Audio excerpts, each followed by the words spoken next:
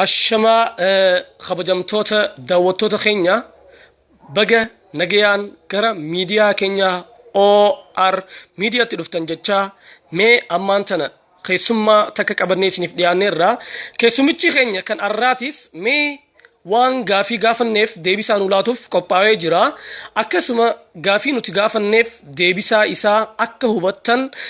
هوبدان افيرا كينيا مي امانتنا كلتت غرا غافيف ديبي حسينو الشما بغا نجيان يا مسا خينيا كبجي قرا استاديوم خينيا دفت سنجن يا جالا كينيا ويلكم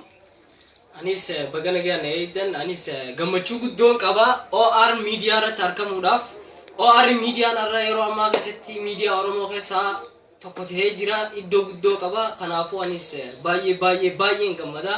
غلطوما سنجا نافسرن نافيرو كسن اكسمتياتيس غلطومي امانتنا مي كلتيدان غرا يادا gara gaafii keenya kallattiidhaan isin geessa gaafiin kiyya kan duraa jaalatamaa kan koo mee maaliif oromoon hamma jaarraa takka hamma jaarraa takkaatti ol gabrummaa jalatti waartee gaafii jedhu mee akka deebisaa naaf deebistan kabajaadhaan isin gaafadha. Galatoomii kun gaafii uummata oromoo hundaa keessatti dhiyaatamudha. Waan ilma namaa hunda keessatti dhalatudha. Oromoon jaarraa takkaaf kan gabroomte yeroo abbootii keenya akaakoon keenya keessa oromoo waan jaalala sababa biraatiif qabu jaalala sababa biraatirraa kan ka'een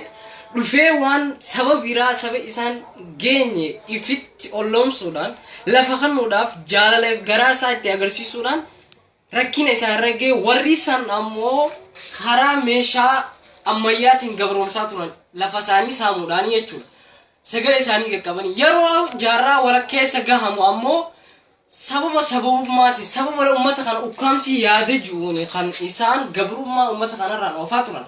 yeroo ammaa keessatti ammoo nama keenya gowwoomsuudhaan paartii adda addaatiin isaan oromoo maqaa waliin qaban maqaa waliigalaa kan oromoo waliin qaban paartiidhaan akka fakkeenyaaf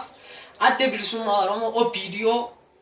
ofiisii jaanii gargar qoodanii ummatuma oromoo wal nyaachisuudhaatti seenan haala amantiitiin haala gosummaatiin haala biyyummaatiin lafa oromoo ciranii sababa biraa itti duruudhaan kanaani ummata oromoo yeroo ammaa keessa gabrummaa jiranii yeroo duraatirraa wanni oromoon gabrummaa jala jirtuuf haala kana fakkaataa jechuudha. Yeroo ammaa ammoo